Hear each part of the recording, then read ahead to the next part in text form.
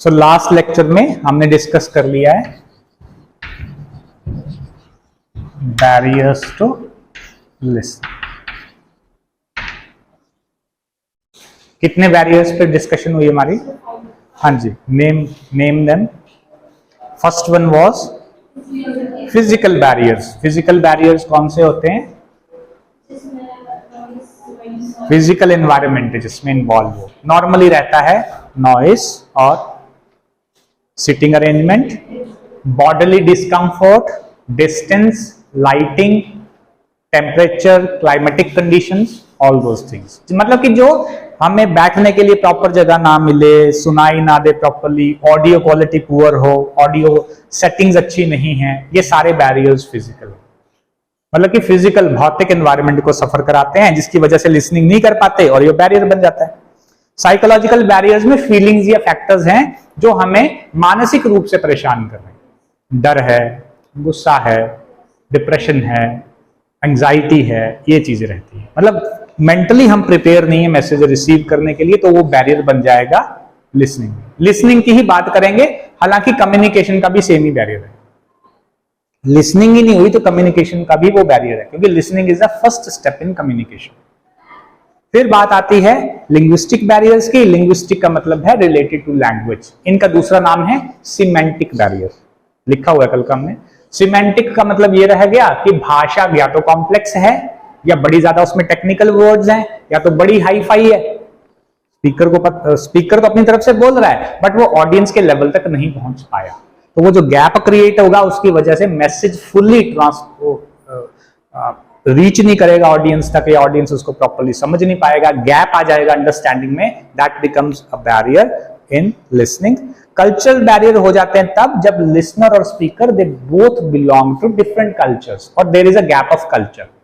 और उसमें हमने कई तरह की चीजें कल नोटिस की। कल्चर से बैरियर, कल्चर क्या होता है? Basically the way we live, the way we talk, the way we think, the way we react, the way we are brought up, वो सारा कल्चर का पार्ट है। तो कोई कैसे, मैंने बोला ना, किसी घर में गाली आम बात है, किसी घर में वो स्पेशल चीज है, किसी घर में माता पिता के साथ जो बच्चे हैं उनके रिलेशन बड़े ओपन है, वो कोई भी चीज डिस्कस कर पाते हैं पापा के साथ, मम्मा के साथ। बट किसी घर में उनके बीच में एक गैप रहता है, उतना ओपनली डिस्कस नहीं करते। पेरेंट्स भी वैसे नहीं है पढ़े लिखे, तो उनके बीच में वैसे ही गैप है। बच्चे नहीं सुनते पेरेंट्स की, पेरेंट्स भी बच्चों के लेवल तक नहीं आ पाते, तो गैप बरकरार रहता है। तो अलग अलग घर की अलग कहानी, तो वो कल्चरल बैरियर्स बन जाते हैं, क्योंकि वो लिसनिंग को या कम्युनिकेशन को अफेक्ट करते हैं। इसमें पहनावा, रेस, रिलीजन, जेंडर, इन सब का फर्क आता है। जैसे कई बार ना फीमेल बात कर रही है तो मेल्स नहीं सुनना चाहते कि इसको क्या पता है ना, या मेल बात कर रही है तो फीमेल्स रिजेक्ट कर देती हैं कि दे डोंट अंडरस्टैंड एक्चुअली। तो दोनों ही तरफ से बैरियर बन जाता है। मिसलेनियस बैरियर्स में इसके अलावा हमने बातें की, और भी कई फैक्टर्स होते हैं। लिसनिंग प्रॉब्लम आ गई, या कोई मैसेज बड़ा हैवी है, या जरा लंबा मैसेज है, अब एक ही बार में सारा याद नहीं रहेगा, बड़े रैपिडली कोई बोलता है, फॉल्टी सोच है किसी की, या आपने मैसेज पूरा नहीं सुना, उसमें सेलेक्टिव लिसनिंग की, तो ये सारे फैक्टर्स अदर बैरियर्स में आप डाल सकते हो। कुल मिला के जो भी बाकी बचेंगे वो अदर्स में डाल देंगे। ऑर्गेनाइजेशनल बैरियर मैंने अलग से कराए थे कल, इसमें नहीं है बुक में जो आपको दी है, शायद होगा किसी बुक में हो भी। ऑर्गेनाइजेशनल बैरियर्स वो बैरियर्स हैं जो प्रोफेशनल वर्क प्लेस पे हमें फेस करने पड़ते हैं। माने within an organisation employee या सबऑर्डिनेट के बीच में गैप है अगर कम्युनिकेशन का, जैसे मैंने एग्जांपल दिया, घर में बच्चों के और पेरेंट्स के बीच में गैप है कम्युनिकेशन का, कुछ ऐसा ही ऐसा समझो। पर ऑर्गेनाइजेशन के अंदर फॉर्मल एनवायरनमेंट में अगर गैप है, जहां आपको अपनी बात को एक्सप्रेस करने का मौका नहीं दिया जा रहा, कहीं आप ऐसे बॉस के लिए काम करते हो जो छुट्टी नहीं दे रहा, ऐसे बॉस के लिए काम करते हो जो आपकी बात नहीं सुनना चाहता, कोई ओपिनियन नहीं एक्सेप्ट करता, गलती कराया जा रहा है, तो वो सारे बैरियर कैसे बन जाएंगे? ऑर्गेनाइजेशनल बैरियर, वो भी डाल सकते हैं आप अदर से पहले। मतलब ये डिपेंड करता है कि क्वेश्चन कितने नंबर का पूछा है। अभी आज का टॉपिक है जो हम लेंगे, और ये पहले आ चुका है 2023 इसमें लिखा हुआ मेरे वाले, मतलब इस बार के क्वेश्चन पेपर में आया था। How can we minimise the barriers? Barrier तो है ही, अवरोध तो हैं, कम्युनिकेशन प्रोसेस में अवरोध हैं। How can we minimise those barriers? उनको हम हटाएं कैसे, उनको हम दूर कैसे करें, क्या करें कि वो बैरियर्स कम हो जाए? तो देखो, जब भी ऐसे सवालों के जवाब हम लिखते हैं तो नॉर्मली हमें जो वर्ब यूज करनी है वो होती है शुड, वर्ब की फर्स्ट फॉर्म, या शुड बी होना चाहिए। जैसे मुझे बोलना है कि हमें सपोज करो मुझे लिखना है हमें पेशेंट यानी कि धैर्यवान होना चाहिए या हमें पेशेंस रखनी चाहिए, तो मैं लिखूंगा वी शुड बी पेशेंट या we should have patience while listening. तो मतलब इसके जो आंसर आएंगे जब भी हमें ये बोलना है ना कि कैसे करना है, तो हमें ये करना चाहिए वो करना चाहिए, तो सेंटेंसेस हमेशा किससे बन रहे होंगे? नॉर्मली शुड से, या किससे बना सकते हैं? Must say. अवश्य करना चाहिए, मस्ट के साथ वर्ब की फर्स्ट फॉर्म या मस्ट बी अगर कोई चीज होनी है तो। ठीक है, तो आंसर्स में जैसे कैसे लिख सकते हैं। अब बैरियर्स कैसे कम करोगे आप? देखो ना, मैंने बोला नॉइस बैरियर है, तो कैसे कम होगा? शांत जगह पे बैठे। हम बोल रहे हैं जी बैरियर है, सिटिंग अरेंजमेंट प्रॉपर नहीं है, तो क्या लिखेंगे आंसर? सिटिंग अरेंजमेंट प्रॉपर होना चाहिए, यही लिख सकते हैं। लाइटिंग प्रॉपर नहीं है, तो लाइटिंग प्रॉपर होनी चाहिए। There should be proper lighting in the room, there should be optimum distance, optimum मतलब सहज डिस्टेंस, ना कम ना ज्यादा, between the speaker and the listener. There should be no noise, we should sit in a comfortable position, we should sit in a comfortable room in a peaceful environment, ये लिख सकते हैं। शुड लगाते जाना, लाइनें बनाते जाना। अरे समझ रहे हैं बात? तो एक दो लाइनें लिख लो सेटिंग के लिए। The barriers to listening can be minimized, the barriers to listening can be minimized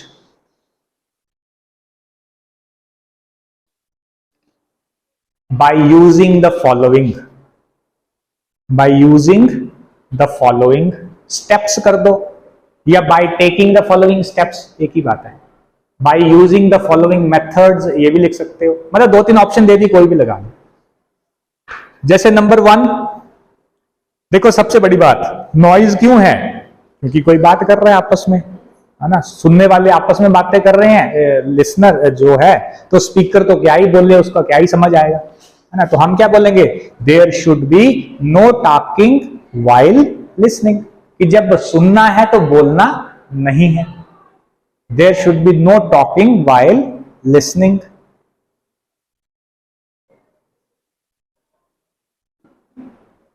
next point ले सकते हैं, there should B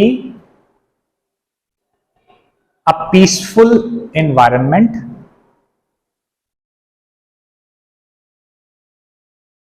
both physically as well as mentally. There should be peaceful environment both physically as well as mentally.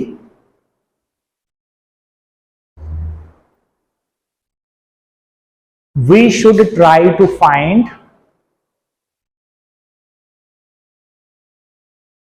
a place which is clean, airy, which is clean, comma airy, airy मतलब हवादार, AIRY, airy and noise free.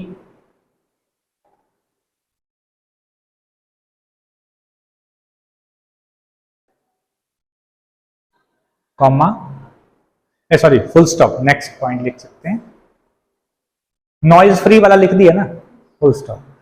फिर आप लिख सकते हो कि the lighting and sitting arrangement should be proper.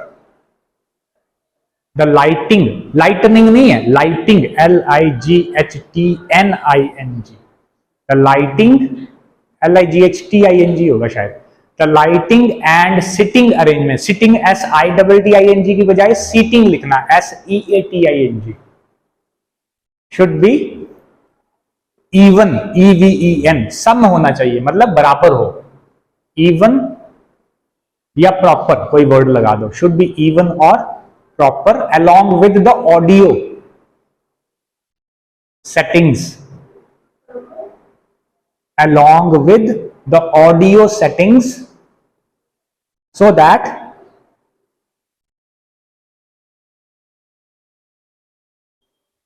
the speaker is audible and visible to all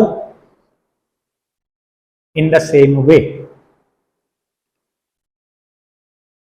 The speaker is audible and visible to all the listeners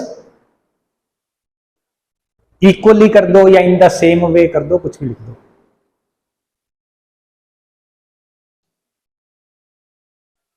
ठीक है जी।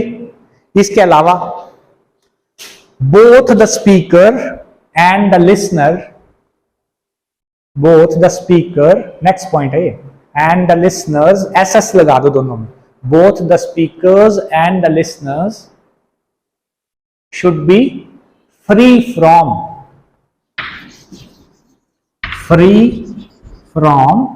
मुक्त होने चाहिए, किस किस से, एनी प्रेजुडिस, प्रेजुडिस होती है दुर्भावना, PREJUDICE, from any prejudice,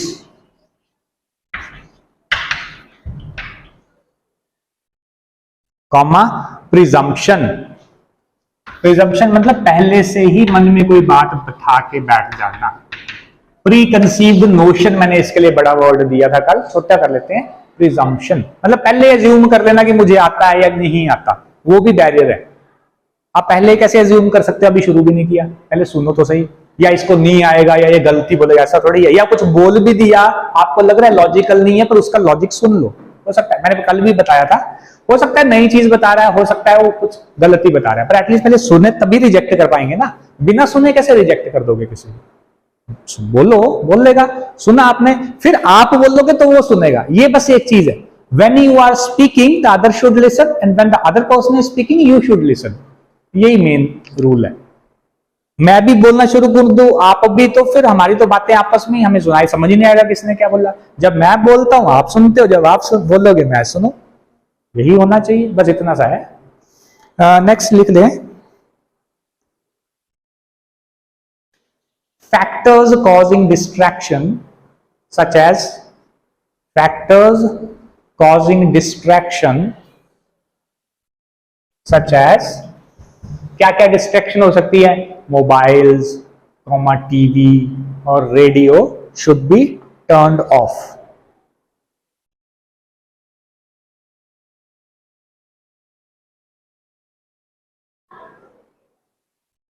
full stop. Doors can be closed to reduce the noise from outside. Doors can be closed to reduce the noise from outside.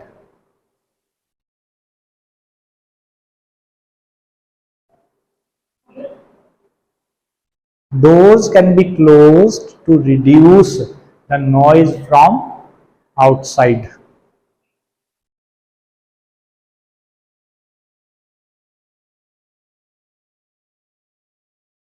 Constant and active feedback, next, constant and active feedback by the listeners is imperative, imperative मतलब परमावश्यक, ये बहुत आवश्यक, imperative,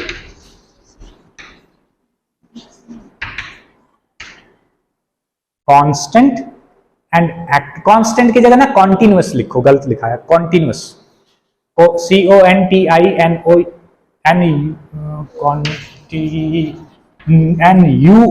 होगा, continuous मतलब लगातार, and active feedback, आगे क्या लिखा, बाय की from, by the listeners is imperative to keep the conversation alive, ALIVE, alive, alive मतलब जिंदा, active, alive, and make the speaker feel,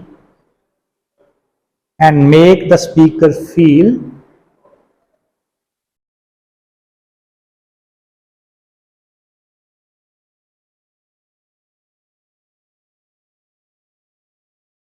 that he is being listened to, that he is being listened to, मतलब speaker को यह एहसास दिलाया कि उसको सुन रहे हैं, बार बार फीडबैक से, जैसे आप लोग, मैं बोल रहा हूं तो आप मुंडी लाते हो, कुछ बदले में मुझसे पूछते हो, या बीच में कोई वर्ड दोबारा कि यहां तक पहुंचे, तो मुझे ये आइडिया लगता रहता है कि आप उस चीज को सुन रहे हो, तो एक्टिव, फिर आई कांटेक्ट बड़ा जरूरी है, वो चीजें लिखनी है अभी। Allow the speaker to finish his point before you raise a question. Allow the speaker to finish his or her point before you raise a question. Before you बोल दो या you की जगह लिखो before the listener raises a question, या before the listener should raise a question, कोई भी लिख दो सब ठीक है. Before the listener should raise a question, कि इससे पहले कि सुनने वाला कोई सवाल पूछे बेटर है पूरी बात खत्म होने दे, फिर सवाल पूछने का टाइम होता है. जब आप स्पीकर बनो, देखो दोनों एंगल से समझना है. अगर आप लिसनर हैं तो वेट करना है जब तक उसने पॉइंट कंप्लीट किया. अगर आप स्पीकर हैं और बीच में कोई इंटरप्ट करने की कोशिश कर रहा है तो आप उसको रोक सकते हो कि एक minute, let me finish first, पहले बात पूरी बोल दो, फिर मौका दो आप पूछो, तभी बात क्लियर होगी. नेक्स्ट इसमें ये कर लें कि listen with an open mind, listen with an open mind and listen completely, don't be selective, and listen completely, don't be selective, full stop. Next, keep your mobile या keep off, sorry ऐसा रख दो, switch off the mobile phone while listening.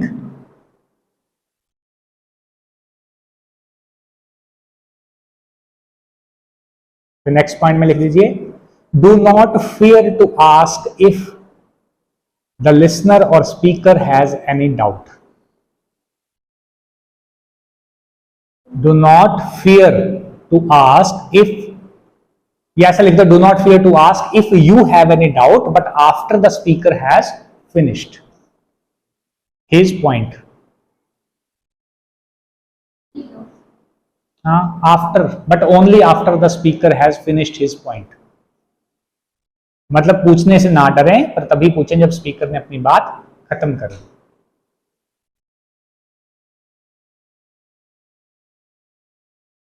अब आता है सबसे important point. Barrier कम करने के लिए एक ये भी चीज जरूरी है, that the listener should have, the listener should have a good understanding of the language in which the speaker is speaking.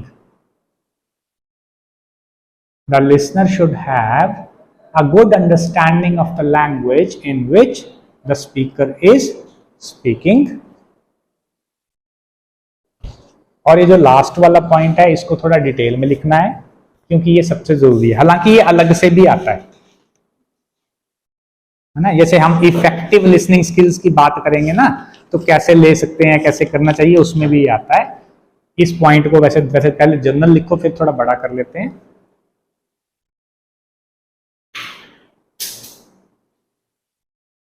The listener should keep taking notes. The listener should keep taking notes while listening.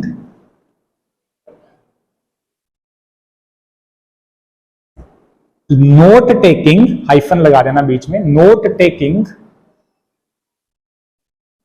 helps to boost,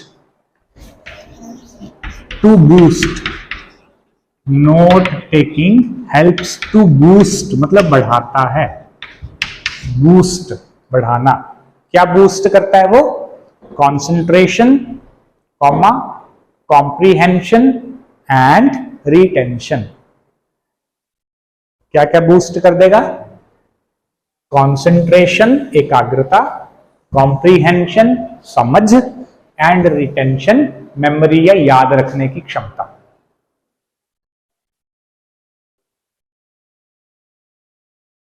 retention, RETENTION. अब ये जो note taking है, इस पे special notes लिखने को आते हैं कि नोट टेकिंग के बारे में बताइए. 3 नंबर का आ सकता है, 6 का आ सकता है. Note taking is the most useful activity while in the process of listening. ऐसा लिखो, note taking is the most useful activity in the process of listening.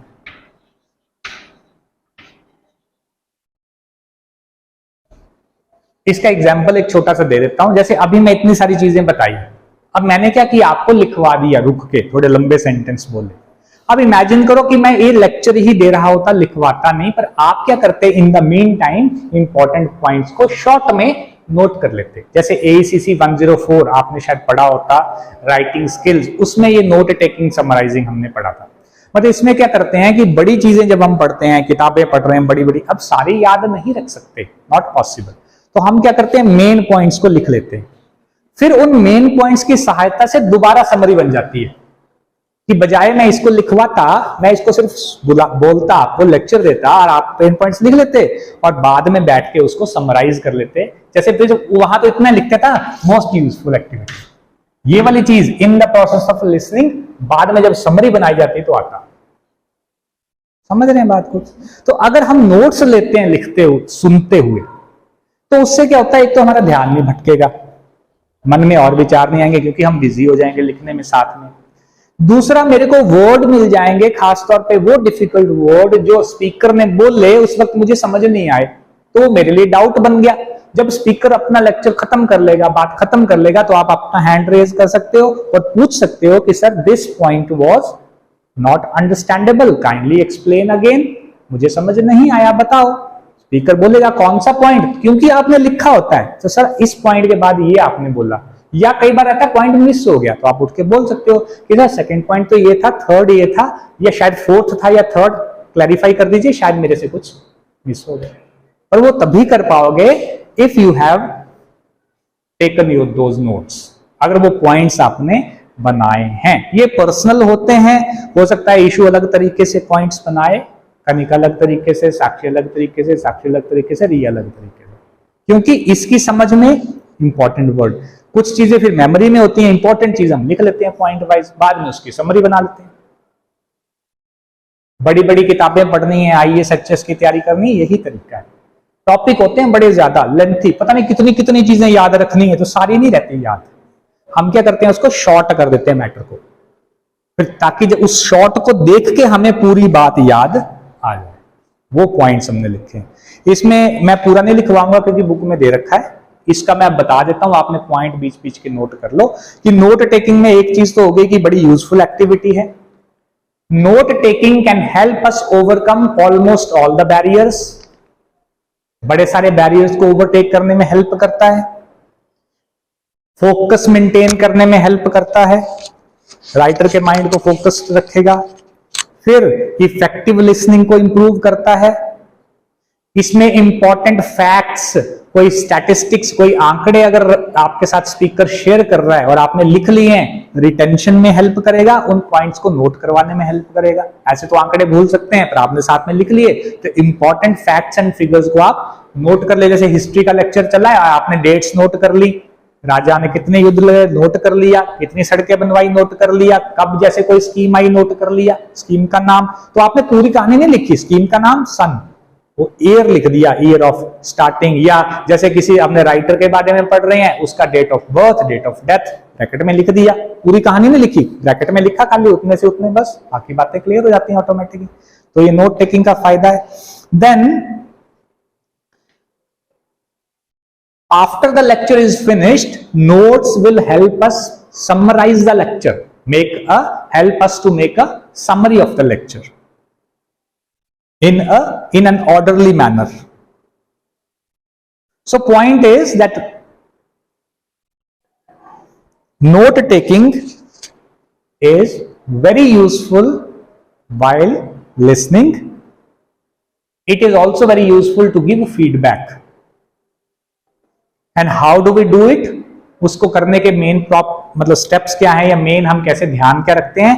एक तो listen to carefully what the speaker says with complete concentration. Do not try to write everything, क्योंकि that will not be possible. जिस speed से बोला जाता है उस speed से लिखा नहीं जाता। तो हम क्या करते हैं, इंपॉर्टेंट चीज को लिखते हैं खाली, है ना, इंपॉर्टेंट। और पूरे सेंटेंस नहीं लिखते, एब्रीविएशन लिख लेते हैं। जैसे उसने बोला जितना जल्दी हो सके ये काम करना है, तो हम बोलेंगे डू वो काम एज सून एज पॉसिबल। तो ये शॉर्ट फॉर्म्स आपको पता होंगी व्हाट्सएप लैंग्वेज वाली, तब आप लिख सकते हैं। नहीं लिखते हम व्हाट्सएप में, शॉर्ट कर देते हैं मैसेज को, है ना, वैसा कर सकते हैं। क्योंकि ये पॉइंट किसी को दिखाने के लिए नहीं होते, ये आपके अपने नॉलेज के लिए होते हैं, इसलिए। ठीक है, फिर मेन पॉइंट्स ढूंढने की कोशिश करें, मैसेज का जिस्ट समझे, सार समझे, उसकी थीम समझे कि आइडिया क्या है। कई बार बड़ी लंबी लंबी कहानियां सुनाई जाती हैं, लेकिन एक्चुअल में मैसेज क्या है, जो मेन पॉइंट है वही लेना है। सारा कुछ नहीं ना नोट कर पाओगे, वो कोई वहां पे आपने डिक्शन थोड़ी लेनी है, कोई इमला थोड़ी चली है उधर की वो बोलेगा और आपने लिखना है। आपने सुनना है जो लग रहा है कि इंपॉर्टेंट, क्योंकि कई बार होता है आपको भी वो टॉपिक उतना ही आता है, तो सारा लिखने की जरूरत नहीं पड़ेगी, सिर्फ वही पॉइंट्स लिखोगे जो आपको नए ऐड होंगे या जिस पे आपने सवाल उठाना है बाद में, वो मैं लिख लूंगा कि ये चीज पूछनी है। और अक्सर जैसे मुझे कोई चीज समझ नहीं आती, मैं नोट्स बना रहा हूं, जैसे मुझे प्रोसेस नहीं समझ आई होगी तो मैंने ऐसे निशान बना दिए उधर, ये चीज मुझे देखनी है या पूछना है, या अंडरलाइन कर देता हूं, डबल अंडरलाइन। या कई बार डाउट आ जाता है कि यार ये पता नहीं क्या है, बोल तो दिया, सुन भी लिया, लिख भी लिया, फिर क्लैरिफाई किया कि सर स्पेलिंग यही थी, मतलब बता दें, वर्ड कोई सपोज करो, ऐसे ऐसे चलता है। इसके अलावा टाइम बताने के लिए हम एब्रीविएशन, सिंबल, है ना, जैसे हमने बोला रुपया, मनी, तो मैंने ऐसे ऐसे कर दिया फटाफट, ऐसे का सिंबल बना दिया, है ना, ऐसे। अब जैसे सुभाष चंद्र बोस, पूरा नहीं लिखा, बोस, मुझे याद है बोस किसको बोलता हूं मैं, क्योंकि मेरे पर्सनल है ना वो नोट्स, मेरी समझ के अकॉर्डिंग होने चाहिए।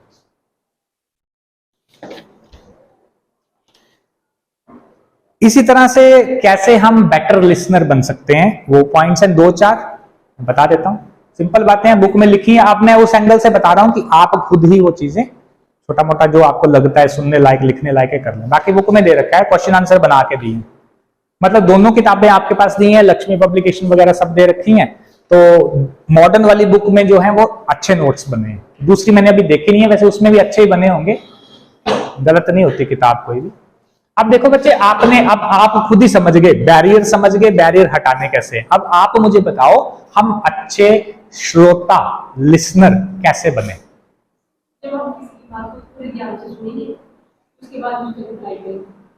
एक पॉइंट, मतलब लिसन विद फुल कंसंट्रेशन, वो तब कब होता है? तैयारी, बोलने की तैयारी, सुनने की भी तैयारी। तैयारी क्या है? मेंटली शांत, कि सुनना है, बैठना है ना। फिर उस पर्टिकुलर टॉपिक के बारे में if you know in advance, जैसे मैं आपको बताऊं कि यार अगले हफ्ते आपका ना लेक्चर करा रहे हैं कि एनवायरमेंट साइंस पे, मान लो ऐसे बताया कोई टॉपिक, तो आपका फर्ज ये बनेगा एक दिन पहले थोड़ा सा से आइडिया तो दूं कि है क्या, क्योंकि बिल्कुल ही ब्लैंक चले जाओगे खाली, तब भी आपका इंटरेस्ट नहीं बन सकता, क्योंकि उसका लेवल पता नहीं क्या है।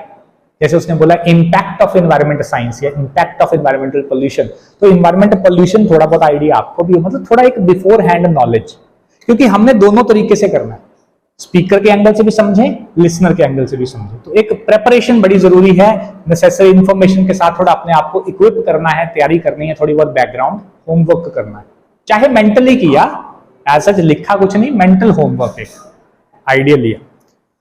फिर एटीट्यूड सही रखना है, अनबायस्ड, अनबायस्ड मतलब बिना पक्षपात वाला, सुनना है ध्यान से, चाहे बंदा गलत बोल रहा है सही बोल रहा है वो डिसाइड होगा बाद में, पहले बात सुनी जाएगी। जब सुनना है तो बोलना नहीं है, जब बोलना है तो वो सुनेगा, ऐसी हम उम्मीद करेंगे। कंसंट्रेशन रखनी है, माइंड को दो भटकाना, और उसमें हेल्प करते हैं नोट्स, नोट टेकिंग करनी ही है, जेस्चरल रिस्पॉन्स करते रहें, आई कांटेक्ट मेंटेन रखें, बॉडी लैंग्वेज मतलब पीठ सीधी, कंधे बढ़िया, रेस्टिंग पोजीशन में, गर्दन भी सीधी, ताकि आप लोग अटेंटिव दिखें और स्पीकर के साथ नजरें मिलाए रखें, ताकि उसको भी लगे कि मेरी बात सुनी जा रही है। इसी तरह से जेस्चरल रिस्पॉन्स होती है, नॉडिंग ऑफ द हेड, या अगर आपको नहीं समझ में आया तो आपके चेहरे से पता चल जाता है कि कुछ पता नहीं चला है ना, तो स्पीकर के लिए हिंट होता है, वो कोई रिपीट कर दो या और बेटर तरीके से वर्ड चेंज करके बताओ, नए एंगल, नए एग्जाम्पल से समझाओ, ऐसा। फिर फीडबैक देते रहना है और अपनी इंटरप्शन नहीं करनी बार बार। मान ले सवाल आ रहा है मेरे मन में, है ना, तो मैंने इशारा किया कि सर इस पॉइंट पे सवाल है, तो वो बोल देगा कि रुको मैं लूंगा सवाल थोड़ा, let me explain first.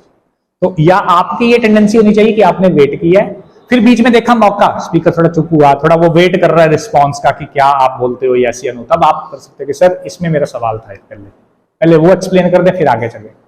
Speaker को अच्छा लगता है, आप कभी ये नहीं सोचना कि आप सवाल उठाओगे तो स्पीकर को बुरा लगेगा। अगर स्पीकर ईमानदार है तो उसको अच्छा लगेगा, वो बोलेगा वेरी गुड, पूछ रहे सही, ताकि मुझे पता चले मैसेज पहुंच रहा है कि नहीं। क्योंकि ये मेंटल एक्सरसाइज है, मैं इतना बोल रहा हूं, आप कुछ भी ना बोल रहे, ऐसे सुनो बुद्ध बन कैसे बैठे, कैसा लगेगा आपको? आप बच्चों को डांटो, घर में समझाते हैं, माता पिता आपसे बात करते हैं, आप कुछ नहीं बोल रहे, ऐसे बुद्ध बन के सुन रहे, बस